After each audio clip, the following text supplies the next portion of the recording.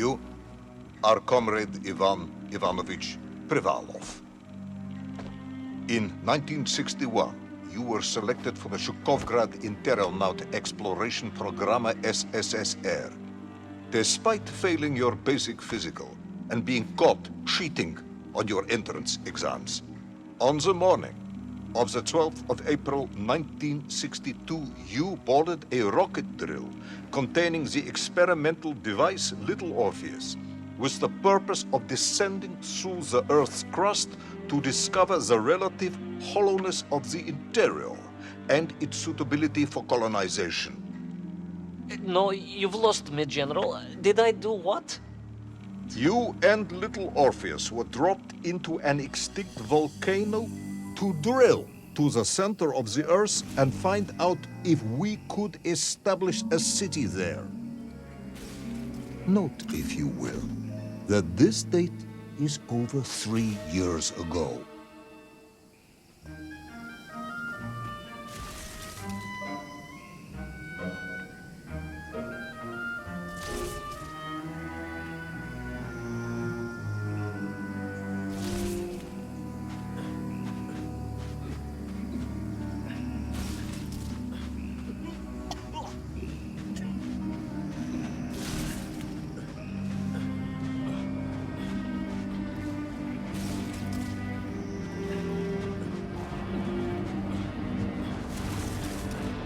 Ivan Ivanovich, can you describe Little Orpheus to me? Of course. It was large and round and had something of a disagreeable smell. I was referring to its technical specification. Well, General, I am no man of science, but it had this radio thing that I was supposed to use to let the surface know I had arrived.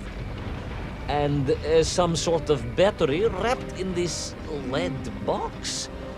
But I was told to not touch anything under any circumstances. And I did notice the engineers who worked on it were quite a shifty bunch.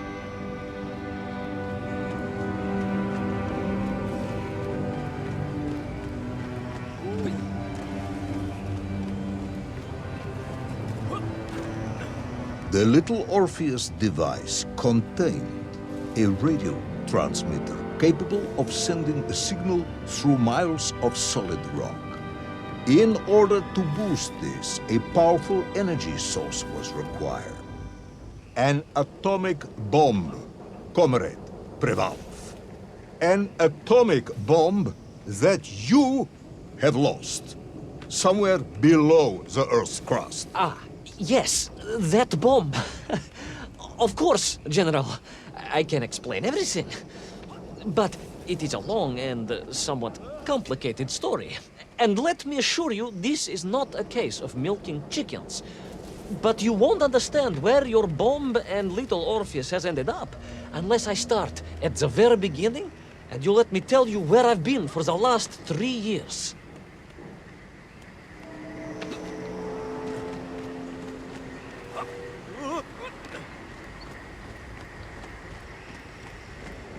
From the beginning, then. But this had better be good. Good, General. It's more than good. It's extraordinary. And it began like this. An extraordinary sight. I realized this must be the fabled land of Plutonia, as documented by the brilliant scholar Obruchev. A trail of destruction, carved by the rocket drill, led down into the wild and mysterious jungle.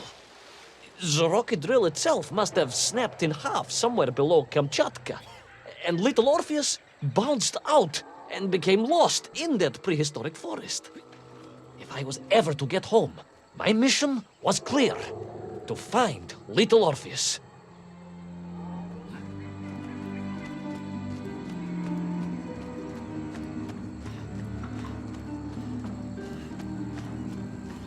I steeled myself and plunged deeper into that prehistoric jungle where insects the size of dogs buzzed around. Dogs? What sort of dogs. I beg your pardon, General? Large dogs or small dogs? Big like an ovcharka or small like a barlonka? Does it really matter? Of course. Detail is all important. Овчарка then, General. The size of an овчарка. I find that very hard to believe. Would you find it easier if they were the size of a balanka? No. But I am enjoying your attempts to persuade me.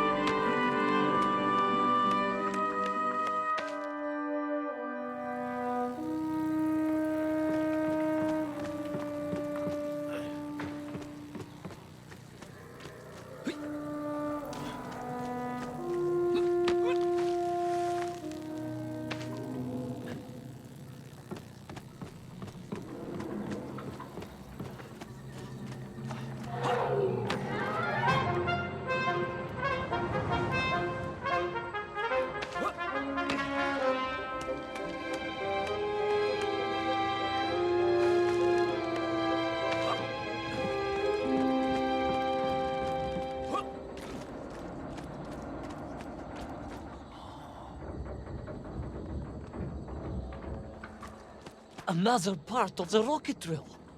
But still no sign of Little Orpheus.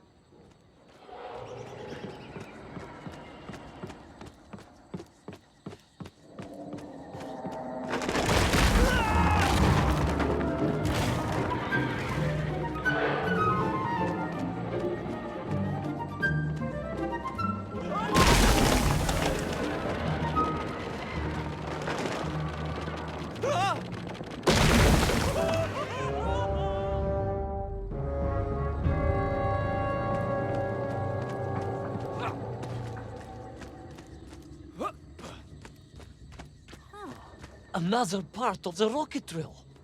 But still no sign of Little Orpheus.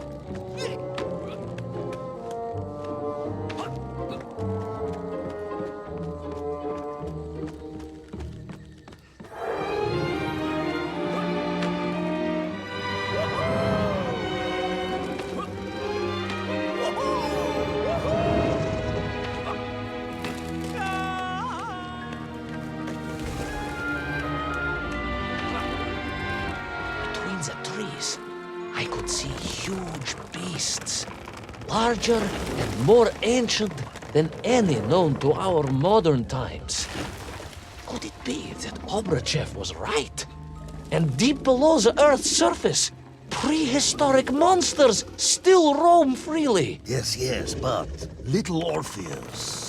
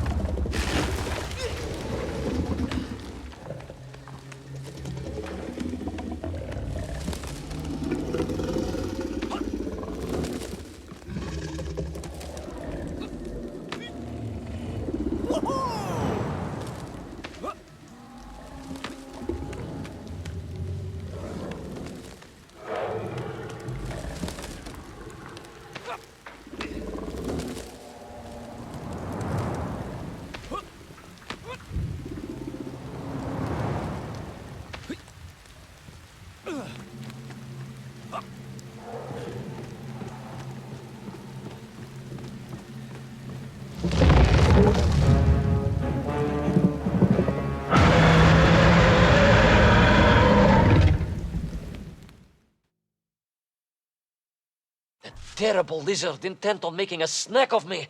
was none other than the most awful of the monsters, the Tyrannosaurus Rex. Oh, now you are an expert on dinosaurs. Hardly an expert, General. Just educated by the best schools in the world, like all good socialists. And I remembered one crucial thing. I'm listening. Well, its greed is without bottom, its hunger is ferocious, but its brain is absolutely tiny. So, it can roar and roar as much as it likes, but it will never be a match for the sharpened mind of the good Soviet worker. All I needed was a plan to outwit the monster.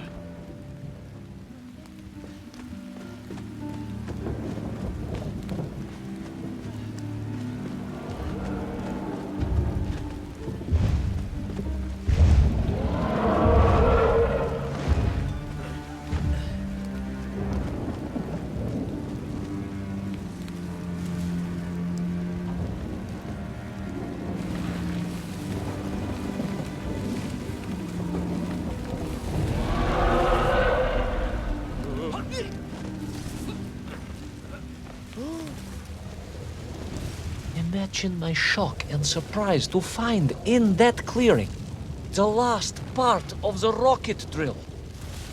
More shocking was the fact it had been ransacked. Someone had made off with the tools, the weapons, the rations, and the spare parts for the Pragviev. I began to suspect foul play. Perhaps Little Orpheus was not lost at all, but stolen. All I could do was follow the trail further into Plutonia.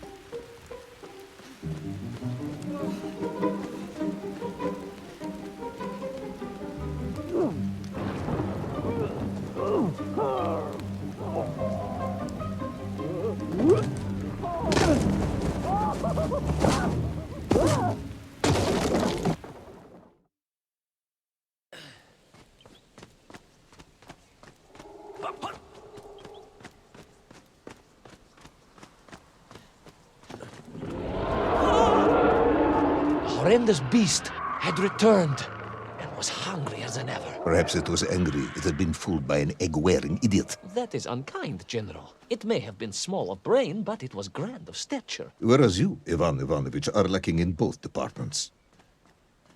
Presuming there were no more eggs to hide in, did you have a new plan? I did, General. Please, do tell me, what was this brilliant plan?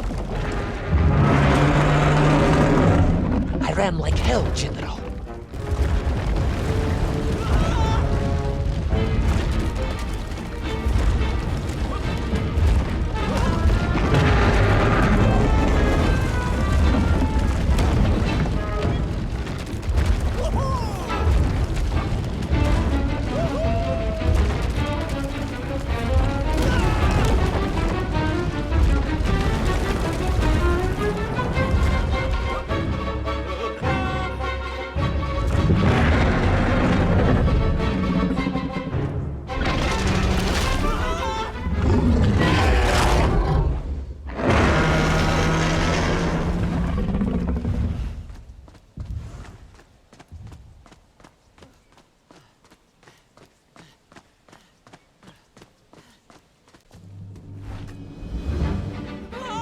Will our intrepid yet doomed hero survive the jaws of the ferocious dinosaur?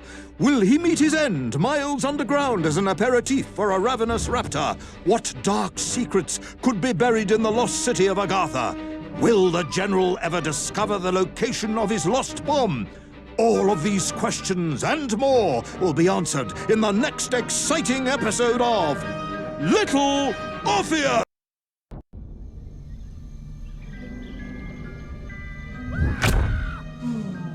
What luck! What a miracle! One moment I was rushing into the fetid tonsils of that horrible monster. The next, I was plummeting downwards to the jungle floor beyond its reach. I prayed I would land on something soft. Perhaps your head. But nothing could have prepared me for what was about to unfold. An epic saga of pride, power, and revolution. A struggle for freedom the likes of which our world has never seen. And it happened like this.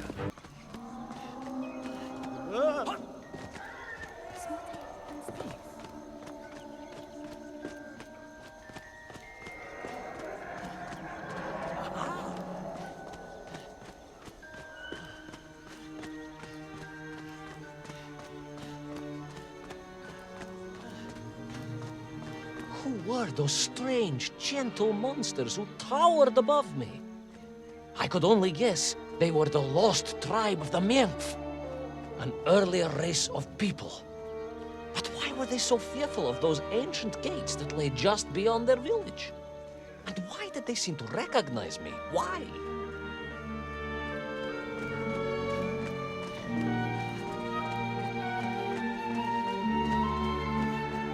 Yes, I'm also wondering why. No, a как же, General? Who was I to question such things? Trapped as I was deep underground. I was more curious, I must admit, about the location of Little Orpheus.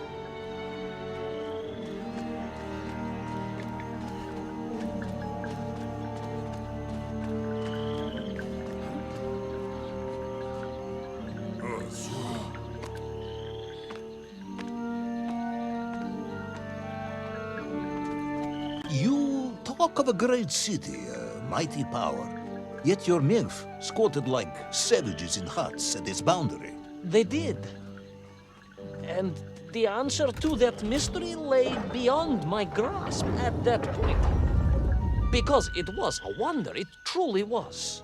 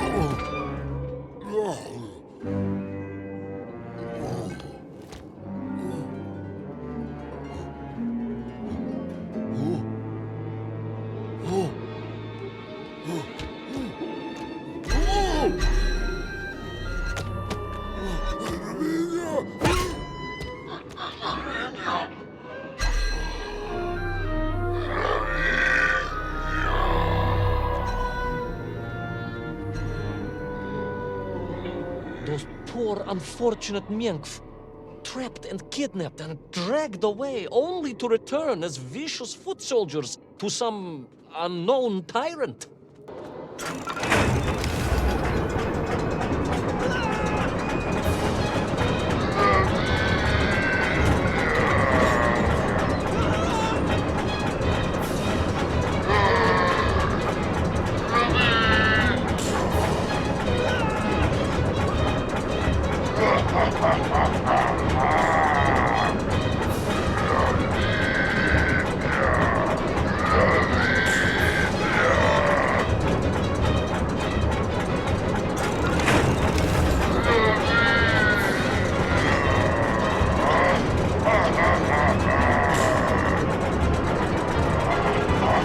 Huge resin sphere that overshadowed all of the others.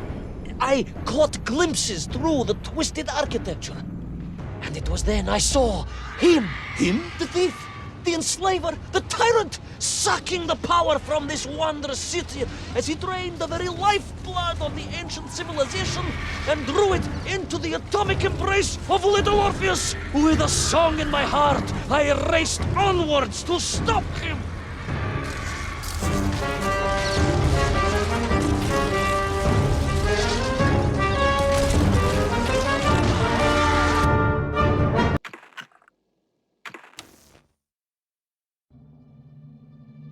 I plummeted down through that weird sky towards a great turbulent ocean that roared and swelled. A ferocious sea that offered no hope of survival. I thought of home and wept, unaware that in an instant my fortunes would be changed by an event so bizarre I almost hesitate to tell you. And it happened like this.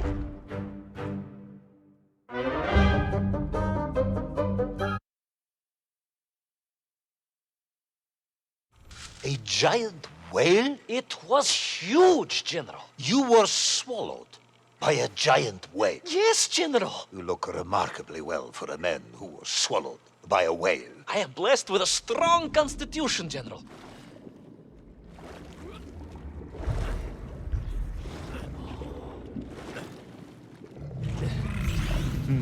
And I assume you are now going to tell me how you managed to escape from the belly of this giant whale. Naturally, General. And I must say, it really was a fascinating glimpse into the interior life of one of our world's most magnificent beasts. I consider myself a wiser man after this experience.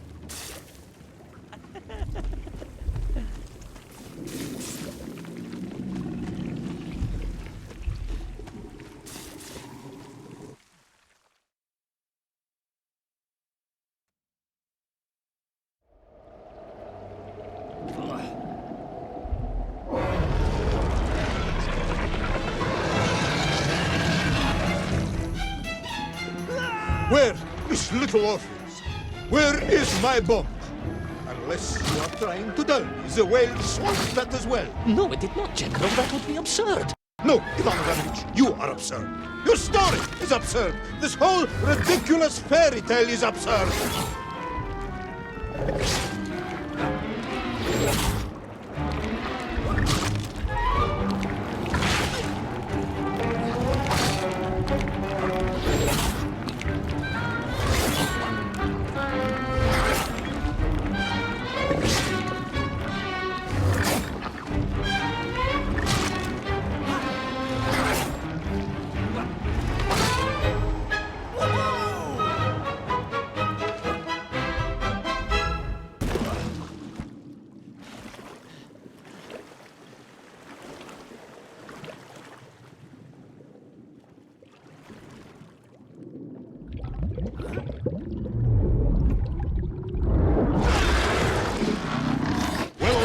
brave yet foolhardy hero escape the furious worm? Will he be doomed to spend his days trapped in the innards of a bad-tempered cetacean? Where is the whale swimming to in such a rush? And what will it do when it gets there? Is the general about to lose his temper and order the cosmonaut shot? All of these questions and more must surely be answered in the next exciting episode of Little Orpheus!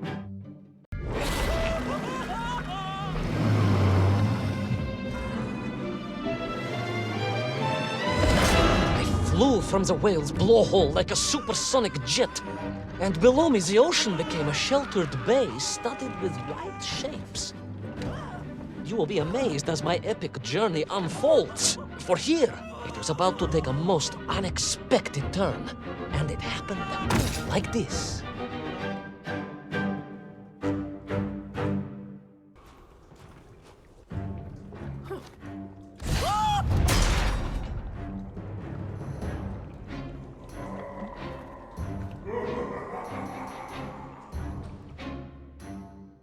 A dead explorer stole my book. Not dead, General, but quite insane.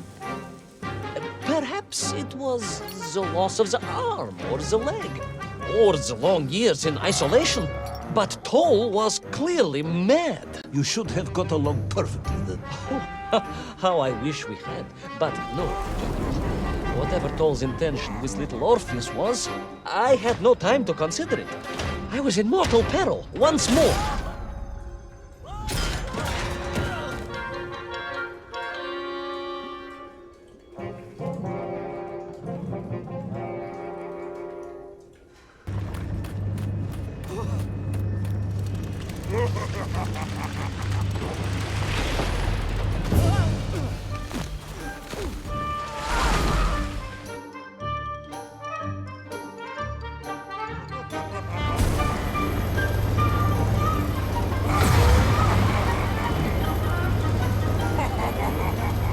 On we flew across the deserted, frozen plateau. I was single-minded in my pursuit, dogged in my determination.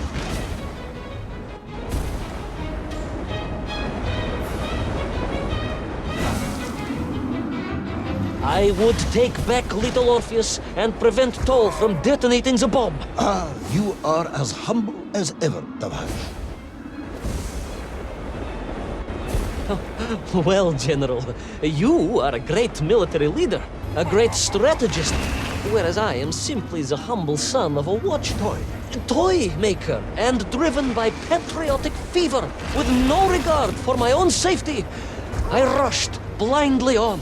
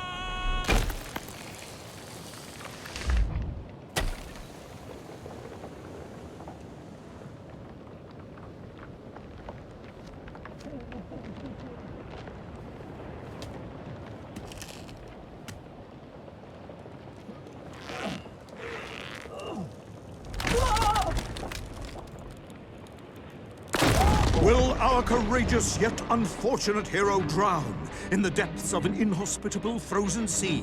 Will he thaw out in time to prevent Toll from detonating the bomb? Will the general holiday in Omsk next year? Or Tomsk? Or perhaps both? What exactly is the difference between a mammoth and a hairy elephant? All of these questions and more should almost certainly be answered in the next exciting episode of Little Orpheus!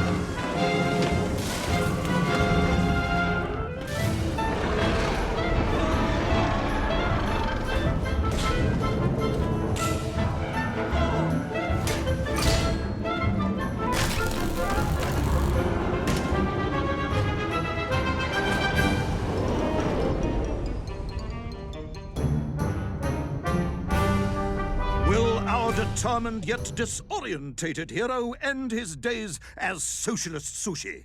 Will his daring exploits be cut tragically short by vengeful calamari? Will the general's wife ever forgive him for missing Ruslan and Lyudmila? And just how many eggs did Pavel steal, and where did he keep them? All of these questions and more may or may not be answered in the next exciting episode of Little Orpheus!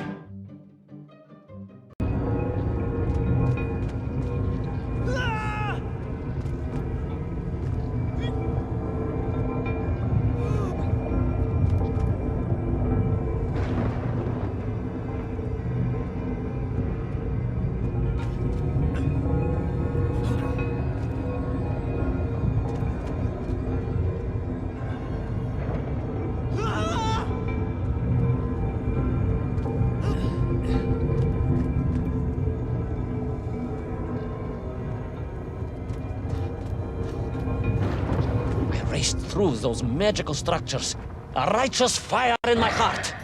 I was like Dobrynya Nikitch, prepared to strike at the dragon who threatened my homeland. Your heroism is only surpassed by your modesty. On the contrary, General, I chose Dobrynya carefully. Like him, I am a simple peasant. It was fate that chose me to descend to the Earth's core. It was General Komanin who chose you to descend to the Earth's core. But don't let that get in the way of your story. Oh, well then, award General Polkovnik Kamanin the highest medal in the world. He already has several of those. I cannot take credit for his wisdom in sending me.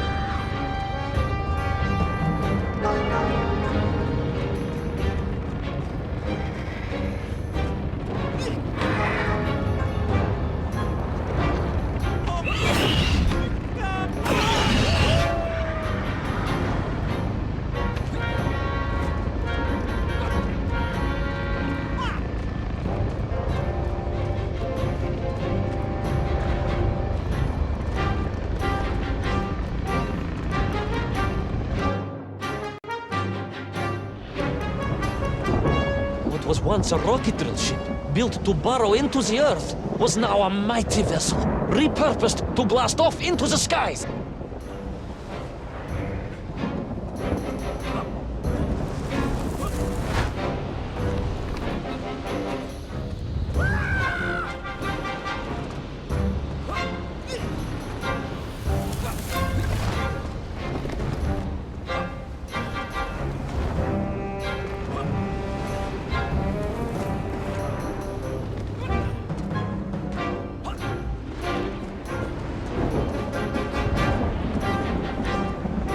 There was no doubt the toll was headed for the strange world with its clock, although to what end I was yet to understand. But there was no time to consider, no time for questions.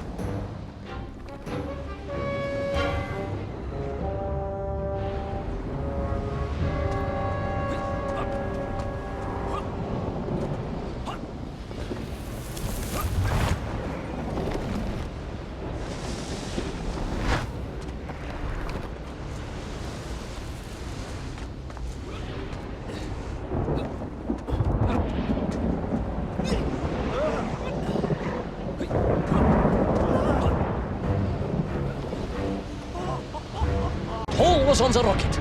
Little Orpheus was on the rocket. And wherever they were headed, I must head there too, to thwart his plans, recover my drill, and save the world!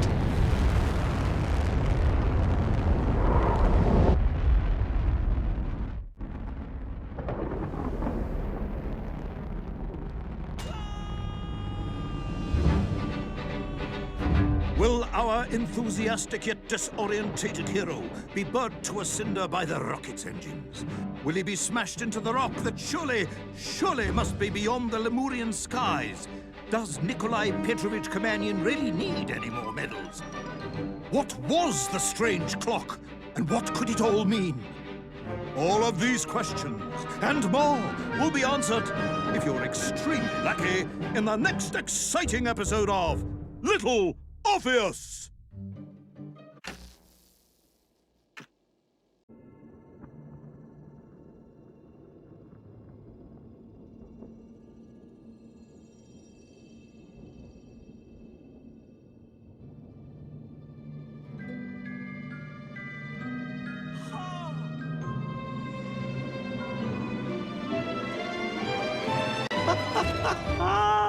Laika!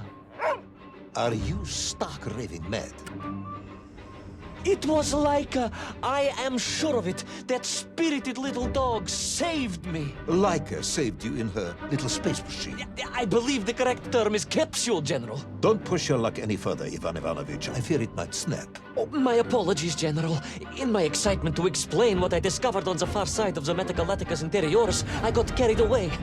And it happened like this.